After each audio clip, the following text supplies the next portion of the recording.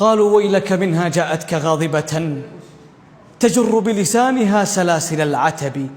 ويلك منها فهي اليوم منافقة وجهان لها من نار ومن لهب. تقول أيا سعاد إني لك حادثة ستروى رعبا مع الصيت والنسب. أما مهند فإني فيه مولعة ويله من لوعتي وعجائب الغضب. قلت لهم بي الآن سكرة زدني يا ساق من الرمان والعنب. زدني فالقلب به حزن وحسرة زدني وأحضر أقلامي وكتبي. اكتب لها أن الأشواق يتيمة وأني بين حي ومنتحب. واكتب أن حالتي عسيرة وأن أخلاقي تخلو من الأدب. واكتب لسعاد أنها أقحوانة وأنا تاجر وهي سلعتي ومآربي.